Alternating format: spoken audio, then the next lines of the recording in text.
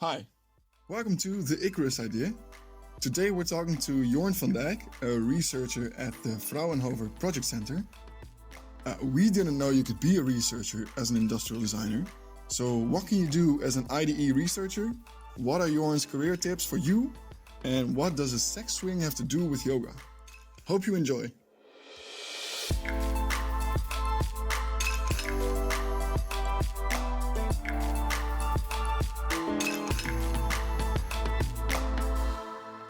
Alright, welcome to the 7th episode of the Icarus Idea. As said, today we're talking to a researcher, so someone that does some intelligent stuff with industrial design engineering. We built some homemade isolation quarantine studio setups all at home, and we're doing it through the internet, so we'll see how it goes. As always, thank you so much for listening. Give us some feedback if you got any, if you want some new guests, if you want some new topics, let us know. And then let's just get right into it. As always, my name is Joris, and Jean is here as well. Yeah, hello everyone. First of all, I have to admit it feels a bit weird, like talking to you in this way through the internet and seeing just the Skype meetings. But since we have been doing this for a couple of weeks now, it feels pretty familiar. Like talking through Skype to your tutors, to your students, etc. But I would like to introduce our guest for today. Today, we have, despite the unfortunate corona situation, a really interesting guest. He started his studies at the University of Twente and finishing it in Sweden. While along the way, he was busy building body of a hydrogen car, being an independent graphic designer, or a program director at Stukafest, a small student culture festival. After his studies, he has worked for large companies such as KLM and Arendt.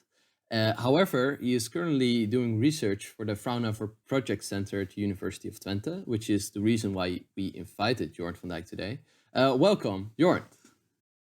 Thank you, Sean. Thanks for having me. Yeah, it's nice. This is your first podcast where everything's done virtually, right? Yeah. But let's hope that we can live up to the expectations of the quality you're usually making in this podcast. Although we're 200 kilometers apart right now. Yeah, we hope so too. You want to just get straight into the puntje of the month for this month? Yeah, sure. Yeah, shall I start? Yeah, just go first. Go ahead. Okay. So I thought about, you asked me come up with a puntje, and I thought I could do one that is relevant to my work, or I could just hang around and observe something and see what I come up with. So I did the second thing. I think it's more of a designer's way of doing stuff. So yesterday I was hanging at my balcony. I live in Utrecht and I overlook a park and a school playground. And they were building a new playground there. And it was pretty rough, It was all wood and unpolished and organic and flexible. So, and then I'd like to ask you a question. So what do you consider being a safe playground? This is really cool. I've actually read an article about this, about safe playgrounds. And I think it was mentioned in a book called De meeste mensen deugen. I'm not sure. But they were talking about a safe playground, and that when a playground isn't, I have to explain this in a good way. So when children have this playground where there are a lot of unsafe factors in it, and they get responsibility to play in a playground, they are really careful what they are doing. So what happens is that not a lot of accidents happen. And in a normal playground where you have this really like what you said, polished wood and stuff like that, like that they have really taken into account safety, the playground becomes less safe because children are thinking it will be all right, and then accidents happen. So yeah, very well. I think we're talking about the same principle, which I was really stunned about, and I thought let's talk about it today because I remember a video I saw on a YouTube channel called Vox, which explained this concept. So all the playgrounds, at least that I had when I grew up at our playground, were like these steel and rubber and pretty aesthetically clean playgrounds. And actually, they say that those playgrounds are less safe than the playground equivalent of a garbage dump, where there's wood and nails and hammers and tubes and barrels. Exactly as you said, because it has something to do with the concept of controlled risk. That if children see stuff that they know can be dangerous, then they are much more cautiously approaching these concepts and just playing with it while assessing the risk that they can take with it. While these playgrounds that are really designed to be looking very safe or reduce speed or height, the ones with all the padding, in order for kids to have fun there, they seek up the highest point and just jump off, get the thrill. So they say those playgrounds actually cause a lot more injuries than the one that you would look at and you say, okay, that's totally unsafe. But actually, the rough one, the adventure playgrounds are safer. And some research has shown as well that the children that are playing in those adventure playgrounds, in those rough playgrounds, they actually are better in risk assessment further up in their life, and they have more responsibility. They are better creative, so they can become good industrial designers as well. And they get a higher self-esteem. So I thought this is a nice point to share. Yeah, really cool. Nice. So for more industrial designers, we need unsafer playgrounds. Exactly. Yeah. Yeah. That's where a design engineer is born, I think. Breaking his arm. Yeah. Talking about industrial design engineering, I've been working on a project myself, and I've showed you it last time. Ooh, From recycled materials, so I could have get them at a garbage dump. I've gathered some stuff from the thrift shop, and I've actually made my own lamp, but it isn't just a lamp, it is a smart lamp. So I've now a really good friend again, and I've been talking to him a lot, and he's called Google. And that Google controls my lamp, and that's really cool. It has to do with smart living and smart home. Probably when you're listening, you're an industrial designer, so you've heard about it, so I wouldn't explain the concept. But I was searching for these lamps because the U lamps are really expensive. They're about €200, so I was looking for a less expensive lamp. So I found 4 lamps for €60, and that was really nice. But while looking for these lamps, I came across articles about Google and that is taking over our homes and that they are gaining a lot of market shares. And then I just realized that I was looking on Spotify, and you can see this thingy where you see where all the devices are connected. And I was counting all the stuff that's connected with Google in my home, actually. And there are like 10 or 15 devices connected to Google, because everyone has a Chromecast, everyone has like this Google Home or something else from Google. So I was pretty amazed by the fact that they're already infiltrating our homes while we're not actually experiencing it. So that was something I wanted to share with you. Well, if you get 10 more devices, then the Google invasion will start. Yeah. So just some casual Google fear. Yes. Of the month. Yeah. It's gonna become like a Toy Story scenario. That if you're not looking, then all the Google products are moving around, and then if you look at them, they're like completely stiff and still. Yeah. Yep. I hope so not, but I like talking to him. Oh, you made it a male voice. You can choose, right? Yeah. Yeah. Well, Okay, Joris, do you have a punch of the month? Yeah, You're excited. I got something. I actually prepared a Puntje again, but I think first we need a little a background story. I don't know if I told you this already, but I've decided to take it upon myself to start yoga. Whoa. And well, I got this idea like 2-3 weeks ago. These are desperate times, right? Yeah, some desperate times here. Okay, so I didn't really know where to start because I was like, yoga, okay. So I asked someone and a friend of mine, and she said, try yoga with Adrienne, which is some kind of YouTube channel. And it's apparently the most accessible and easy yoga that's available. And she got like a 30-day challenge, or what she likes to call a 30-day journey. So now I'm doing a 30-day journey. So like when I started, I was a bit skeptical about yoga, like in general. And then when I got myself so far to actually start working on it, and I opened the first video, and she started talking to the viewer like, hello, my darling friends. Welcome to this 30-day journey. This is my dog, Benji. He will be joining us.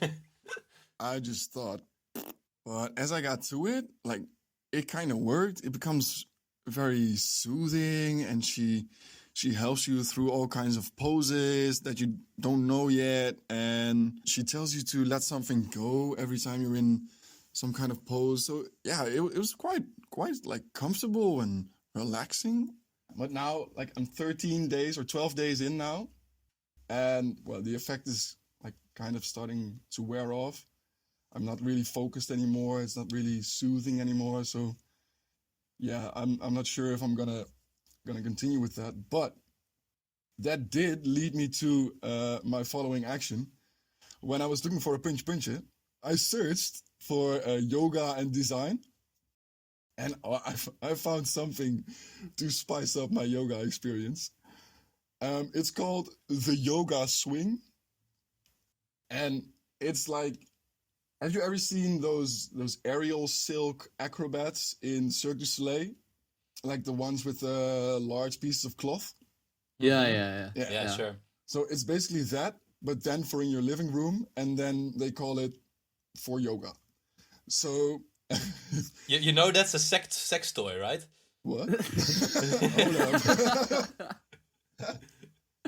They didn't sell it as a sex toy. No, of course they didn't sell it as a sex toy. But did you buy it? No, I didn't buy it. It's like a piece of cloth. And then okay. It's a piece of cloth. It's like 4 meters. It's got some handles on it. And you can tie it up to your ceiling, I guess. And then you can like hang into it and do all kinds of weird upside down flying Buddha yoga moves.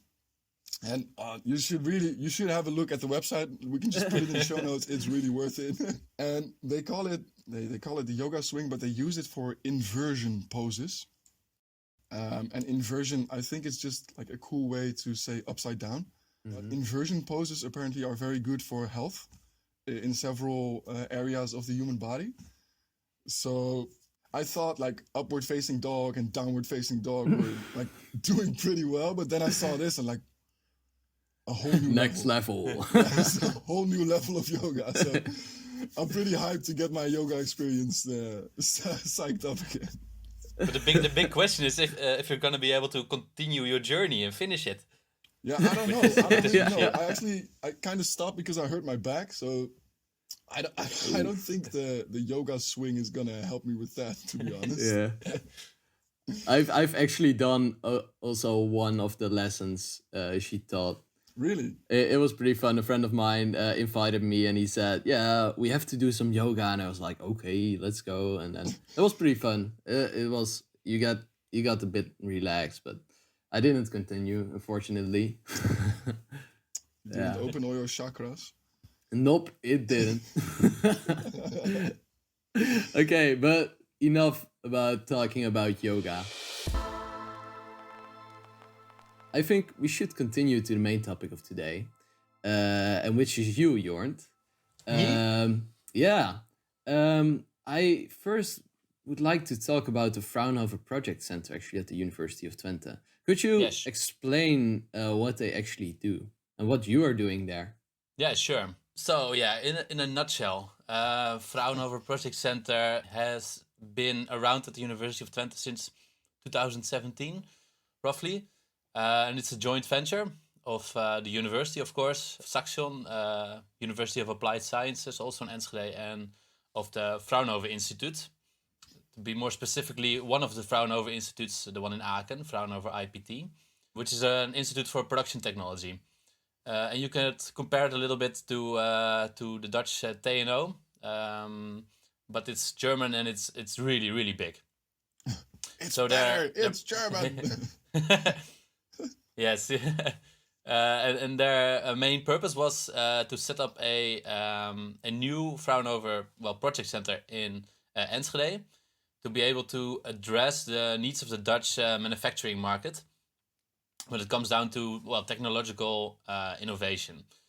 You see, the university and Saxion are doing a lot of research on manufacturing technologies, on digitalization of production, of modernization in general. Some people can call it Industry 4.0, which is like a big umbrella term for it. But you see that a lot of manufacturing companies are dealing with problems or challenges that are that they can't solve by their own. Especially when you have a family-owned business in the region of Twente, they don't have a lot of R&D engineers walking around there to come up with new ideas or modernization all the time. It's business as usual. You produce, you put it out, you get money. And some of these companies didn't have to really change or upgrade stuff in the last 20 years really drastically. Everything went fine. But right now we see that with big companies as well, Google and Amazon, or really data-driven platform companies, they're really taking over a lot of the industries in the world, and especially also the European manufacturing industry is becoming a big part of it. So to get on this tech wave, this data wave, all these little companies who are mostly in the supply chain of big ones like Volkswagen or like the automobile industry, they really need to catch on this wave to not lose their business in the future years.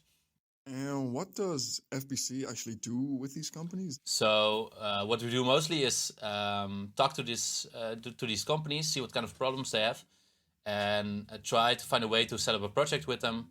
It can be a small one, can be a big one.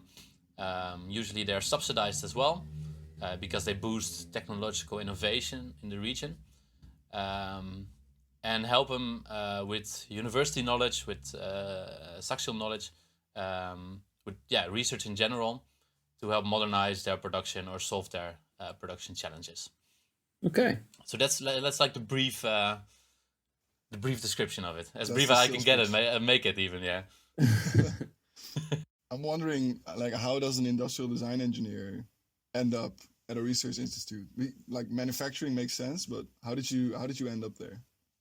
Yeah, it was a bit coincidental actually, because Fraunhofer Project Center is really closely working together with a lot of professors and teachers, lecturers from industrial design engineering, or the engineering technology faculty in general.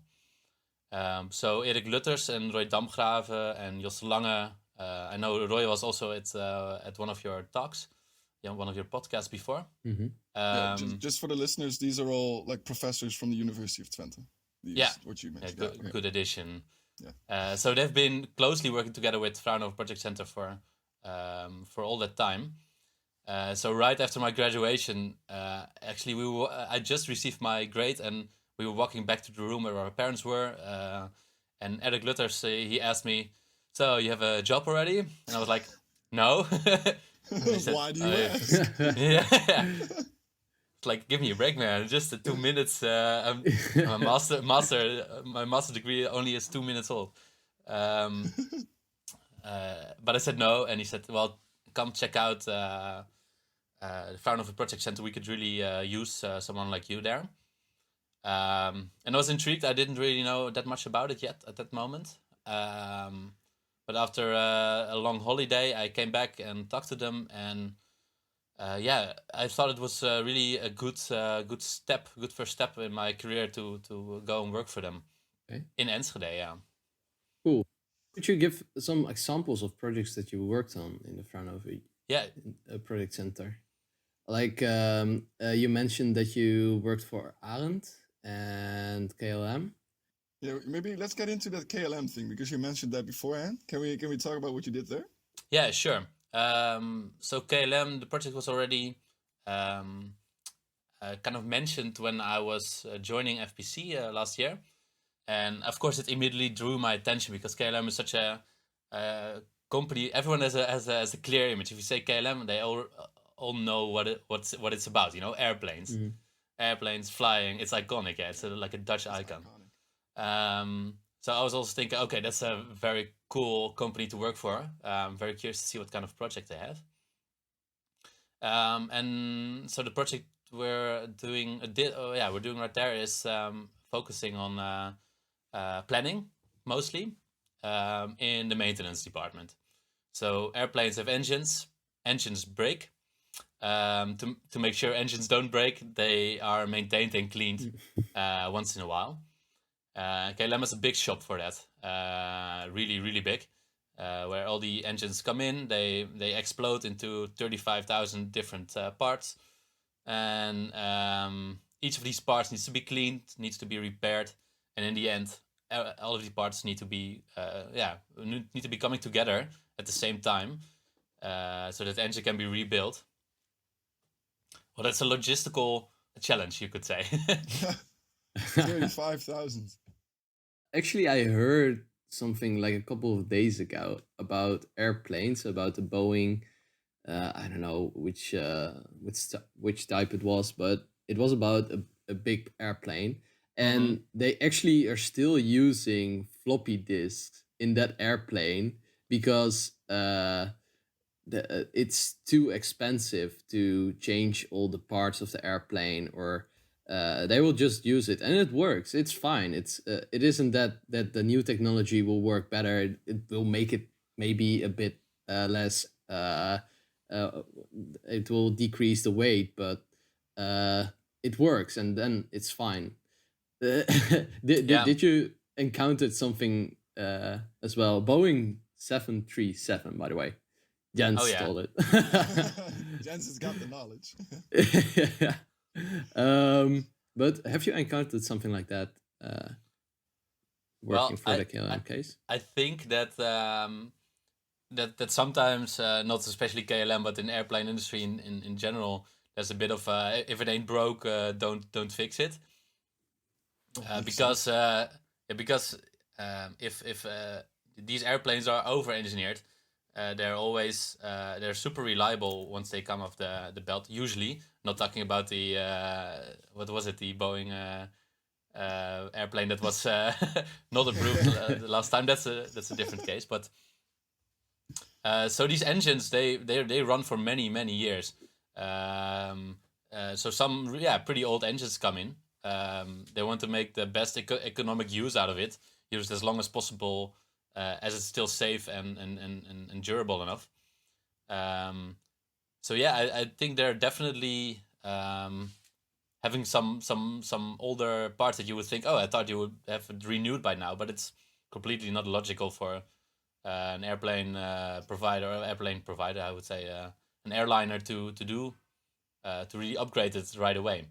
These assets are multi-million-dollar assets, you can't update an airplane every year to a new model. It's not doable. Would be nice though if you got just like Tesla, you could just download some kind of new software nowadays and then. I think they do that very often to get some software updates, but because that's easy to do. But these hardware updates, as you talked about the floppy disk, I think that's way more difficult. Oh yeah. And what was actually the role of your role as an industrial designer within this big project? So I was there to do research on their planning capacity and the way of planning in the maintenance shop. And essentially, I had a really flexible role. So I was there as an advisor. And first of all, that means doing analysis. What's going on, what kind of protocols or principles are you using? What kind of systems are you using? How does everything go here? How do you clean an engine part? Show me. And then after that, I was focusing on more, how can we actually improve it? So how can we redesign the process or make sure that we find a good solution so you have more control about what happens at every single step of your process. So I would say it's a bit of process design, and what I think industrial designers can do very good is look at it in a different perspective. Don't always look at optimization, scraping a few numbers of behind the comma, but it's more about rethinking why you're doing it this way. Because we've always done it like this. Yeah, of course. Yeah, but can we do it? Can we do it differently? Can we do it better? Better, yeah, of course. How do you define better, even? Yeah, because you can. Because you can say, okay, efficiency is key. We need to be more efficient. But if that, we come back to the end user. If that means that the 20 operators at the shop floor find their work significantly more miserable, you might win a bit of efficiency on paper, but you lose, maybe effectiveness in general. So it's also, again, how do you define the goals? What are we here to solve? And of course, as I said, it's not easy for such large companies to update everything at once. But if we say, hey, we have the perfect new process for you to make sure you know everything about what's going on here at the shop floor. And they say, okay, perfect, we'll do it all, right now. We'll throw away the old process, all the old assets, and we'll build a new one. That's never going to happen. You always have to work with whatever is there and kind of improve incrementally, step by step. Okay, do a little bit of bit there, do a little bit there, and let's see if we can manage to create an effect already. I got a hypothetical. Yeah, let's go. Say this company comes to you, let's say KLM again, and they're like, oh, you made this new process for us, and our workshop employees are super happy now. But now the entire world has corona, and they all have to work 1.5 meters apart, and they can't because the engine is only 1.5 meters. Would that be something you would be able to fix as well? Probably. Let's say I don't know. I've never done it, so I'm confident that I can. I know. That's Pippi Langkous. Yeah, it's Pippi Lang. No, I think there are always solutions to be to be made, and that's what I really love about this job as well. There's room to be creative. There's not the single solution hammer, and you have a problem, and you hit it with a single solution hammer, and a good result comes out. If no, that's not the case. If you get a new problem, then you have to start again, rethink. Okay, how can we change it? So, it's a new challenge, but I think we could do it. Yeah. And by the way, aircraft engines are bigger than 1.5 meters. Okay, so no problem. Yeah, I'm actually curious about the things that you used, or you just explained that you try to apply the way of thinking and try to dismantle a problem and coming up with a great solution. But are there other skills that you learned during your studies that you apply right now during the projects you do? Yeah, definitely. What I was really curious to find out is, if you're in your study industrial design engineering, you're only working with design engineers mostly. So you have all a similar way of thinking, and in a project, you can discuss a bit, but usually you come to an agreement, about how things go.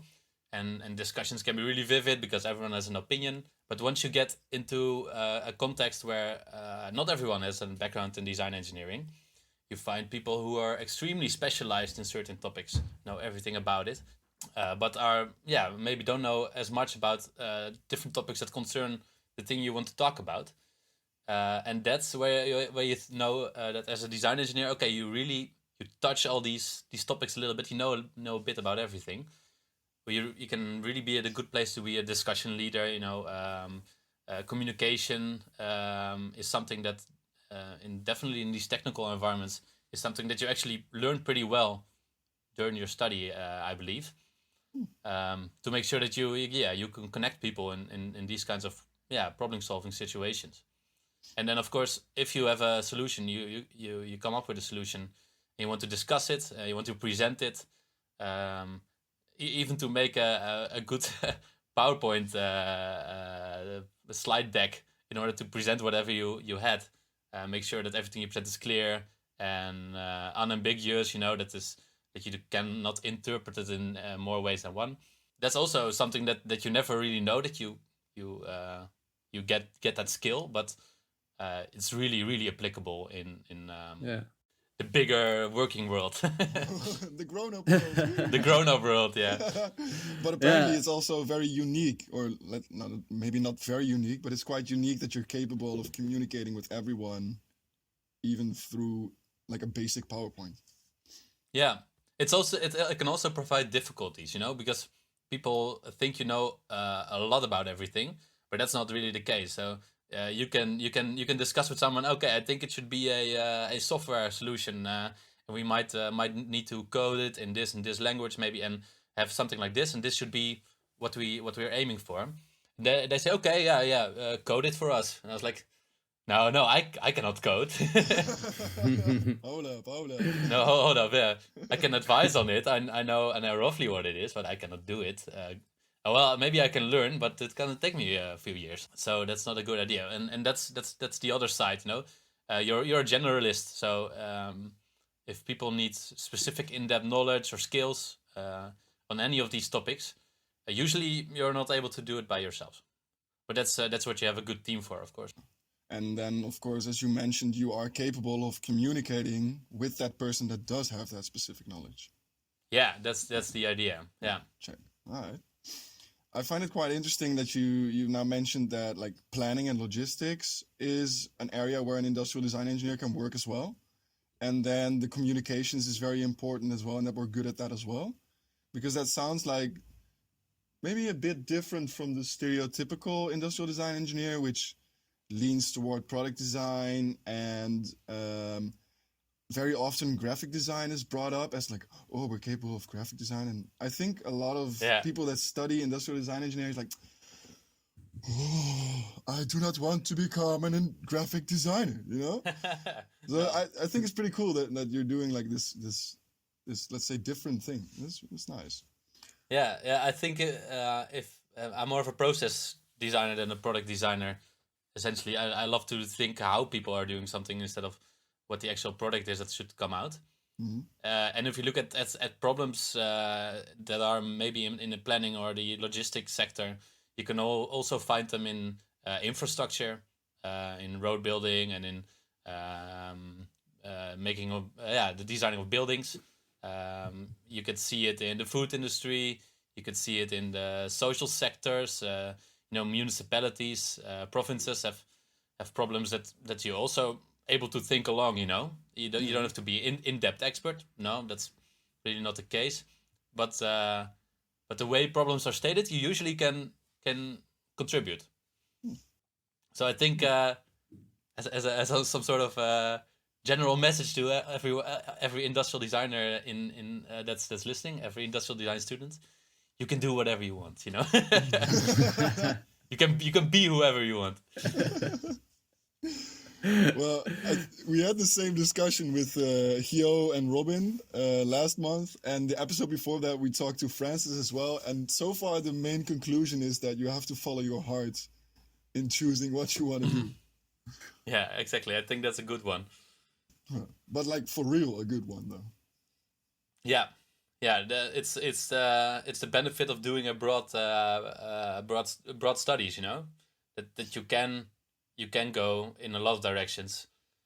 If you study health or medicine, geneeskunde, then you're probably becoming a doctor of some sorts. And of course, there's some change in that. But as an industrial design engineer, I think you can go a lot of directions. Now, assuming that you, let's say, followed your heart, right? And then you mentioned all the way at the beginning that this job at the Fraunhofer Project Center felt like a good first step in a career. Yeah. Now, do you already have plans for what this career will look like? And like, do you know what you want to do maybe after this or within this? It's always a discovery, to think that you graduate and then okay, I know exactly what I want. That's really not the case. You get really the same thing as, or at least I did, as you did when starting maybe with your studies. Coming out of high school, think, okay, what should I do? It's a bit of the same thing. You have a master's degree, and then where should I go?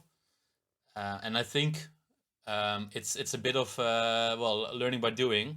Just start with it and take up some things you think are interesting. See if they really match you. Are you good at it? Do you get the energy out of it?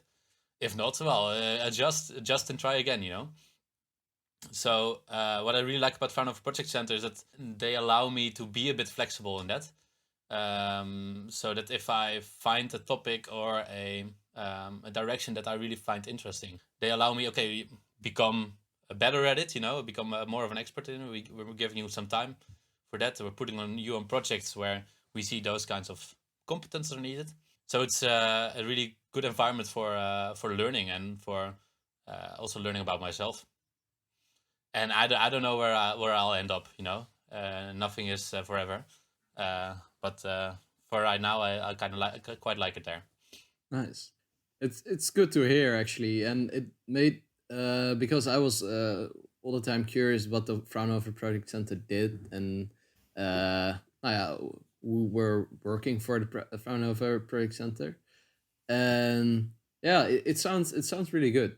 It sounded like an advertisement, but Yeah. everyone join the Fraunhofer Project Center. It's cool. You can learn, but it also sounds like an extension of your education. Like you can discover yourself and follow the things that you like and follow the things that you really want to do.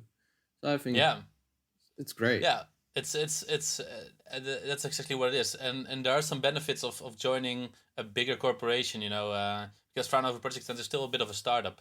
Yeah. So it also means that in order to keep everything going, always sometimes you have to do a bit of you have to adjust a little bit and help wherever is necessary. Be flexible. That's essentially what it is. And if that's something that you don't like or that stresses you out, that if you go work for a bigger company, usually your job description is a bit more narrow, and that can be really nice if that's narrow on a topic that you absolutely love. So there's benefits to both sides, I would say. Yeah. You think that the liberty of going wherever you want to go, that's then maybe research dependent. So if you decide to do research like you do, then you get more liberty in what you're going to do. Is that what you're saying? Yeah, I think maybe not at every level, because some people are doing a PhD and that's a bit more narrow usually. That's really I choose a topic and I'm going to be an expert in it in 4 years' time. So it's not research in general, but it's maybe one of the ways to assess what you're good at, I think. And still because you're still pretty much involved with the university at all times. So I keep talking to my old lecturers and to my old professors and to a lot of students. Even we have a student team at Fraunhofer as well, called Fest, and there are also a lot of students working there that also give you new insights. And so you're all the time you're still challenged to think about, okay, what am I good at and what can I help with, and how should I develop myself as well, because everyone is still working on that. So I think that's that makes it a good environment for self-development, you could say. Right. Time-wise, I think it might be time to bring it to an end. Sean, do you want to maybe do the last bit? Yeah. Let's say I'm a master student that is going to graduate. What kind of advice would you give that master student? What kind of advice would you give me concerning my future work, things, and self-development? Yeah. Okay. Yeah. I think what the best advice is that I found out for myself is maybe at least that's what I had, that if you finish your master's degree, you have the idea, okay, now I'm becoming a professional and I want to have my dream job right from the start. I want to have the perfect job to start with. That's something sometimes impossible, because you not even know what your perfect dream job should look like. So it's better to just keep looking around, keep your eyes open and just start, and then you're able to learn more about what you like, what you want. And I think that's way better than finding endlessly for months and months to your perfect job that might not even be there. So I think just starting is the best advice that I can give. Okay, cool. Right. Then I would like to wrap this meeting up. First of all, thank you very much, Jornt, for giving your advice, sharing your work, and sharing the things that you have done. What I could conclude is that you're working for the FPS, which is a project center that gives you the freedom and to discover the things that you like and that you want to do. Besides that, giving advice for future graduates to choose their part and follow their heart. But also maybe settle in the beginning. And just learn by doing. Thank you again for listening to this episode of the Icarus Idea. And if you have any feedback or any things that you would like to tell us, just send us a message on Spotify, on our email, on whatever medium you like. And thank you. Yeah, thank you very much. Yeah, thanks for having me. It really sounds like inspirational speaker, you know.